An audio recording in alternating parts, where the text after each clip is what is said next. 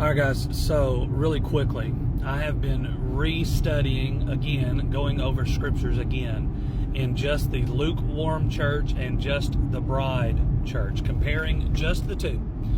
Leaving out Matthew and leaving out John, that is, leaving out the Jews and leaving out the world audiences for just the time being, and focusing only on the lukewarm church and the bride, okay? The bride church, which is found in Luke. Lukewarm being found in Mark. Something that I just thought on, which is absolutely phenomenal. Now, I'm not saying that it's not mentioned in Matthew because I'm not focusing on it at the moment. But it's absolutely amazing. At the end of Luke's apocalypse scripture, which is found in Luke 21, we see that Luke says in Luke 21:36, pray that you are accounted worthy to escape all these things, which all of these things is referring back to Mark's gospel and referring to Matthew's gospel, which again takes us to the pre-tribulation rapture. Pray that you are worthy to escape all these things and stand before the Son of God. Now, I want to focus on that word worthy, okay? We know as children of God that we are not worthy, right? We are to die to ourselves daily, pick up our cross and follow Him. That's Luke's gospel. Now, with that being said, we are to die to ourselves, something that I studied on and shared with you earlier today. Found in Romans, I believe, chapter 6, discussed in John chapter 3, verses 15 and 16, and in Galatians chapter 2, verses 19 and 16, also in 1 Thessalonians chapter 4, and also in 1 Corinthians 15, I believe it's in verse 50 or 52, where we start there. Behold, I show you a mystery, not all of those that are asleep, and sleep being death. So Paul calls it sleep. Scripture says we are to die to ourselves daily, pick up our cross and follow Him. Galatians chapter 2 verse 20 says that we are crucified with Christ. So we are baptized into His death. We die daily to ourselves. We know that we are not worthy. I promise you I'm making a point to this, and here's the point.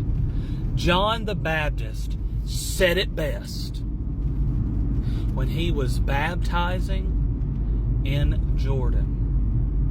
He said, a man comes after me, whose shoelaces I am not worthy to unloose. Do you understand what he said? Key word, I am not worthy to unloose. Even he knew that it wasn't enough for him to be just him. He needed to follow after Jesus. A man comes after me, whose shoes I am not worthy to unloose. We feel that very same way today. And that is a glorious feeling. We feel that conviction in our spirit each and every day. That's not condemnation, because condemnation comes from Satan. But we feel that conviction in our spirit each and every day. That conviction that says, hey, it's okay to feel this way, because you're supposed to feel this way. Because you are not yourself. You do not belong to yourself anymore. Glory be to God. Telestai. And I know I butchered that, but it is finished. When He died on that cross, He bought us. He purchased us by His shed blood at Calvary. We are not worthy, but it's already been finished. It's already been completed. We are not worthy, but yet we die to ourselves daily because we know that we ain't worthy. When we get to heaven, God's not looking for us. He's going to look at us and go, yes, I see Jesus in you. I know you didn't feel worthy at the time, but praise be to God. You weren't worthy. Your righteousness was as a filthy rag, which is a woman on her period. Your seasoning, your salt, deserve to be tossed out with the dung, with the shit. Do you understand what I'm saying? But we understand that it is not by our power, by our works, lest any man should boast.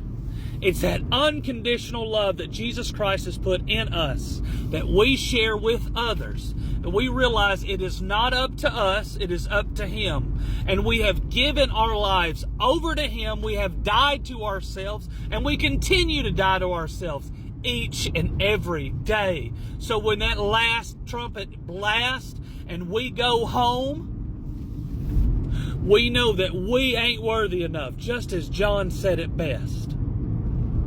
We're not worthy enough to unloose the shoelaces from his sandals, from his shoes. But he was. He was that perfect sacrifice. And that was more than enough. We cannot add to it. Just as the law for the Jews, it is finished, which means he fulfilled the law. And we cannot add to that by any works that we do. We keep on pushing because we are following in his footsteps. We love not our lives to death because it's not our lives to give anymore. It belongs to Jesus. I am crucified with Christ. Nevertheless, for whatever reason, he saw fit to let me live. Because he was the only one that was perfect enough to die on that cross for me in my place. Because I'm not worthy. But he was. And because of the life that he lived, and because of the death that he partook, I am able to partake of his blood and his bread and remember the cost that he had, and that he would do it again if he could in a heartbeat, if he had the need to. He doesn't, but if he did, he would do it again in a heartbeat, because that's how much he loved us, because that's how much he wanted to set us free in advance. Our ticket's been paid for on this beautiful train ride home. No, it's not easy. But I promise you, it's going to be worth it in the end. It'll be worth it after all. It'll be worth it after all. Because it's not up to you. It's up to him. He's already paid it. John said it best. Whose shoes I am not worthy to unloose. Because we ain't worthy. But he was. And it was because of that more than worthy enough sacrifice that he made at the cross, that the Jews can't add to the law to make it any better. And we as children of God can't add to works to make it any better, lest any man should boast. That is unconditional, pure, unadulterated, raw love that he gave us. Nailed it at the cross. The work's already been done. We continue in that. And that is our blessed hope. No man knows the day or the hour, but we can know the season because of the parable of the fig tree. And my God, the season we are absolutely in now, we are in the milliseconds.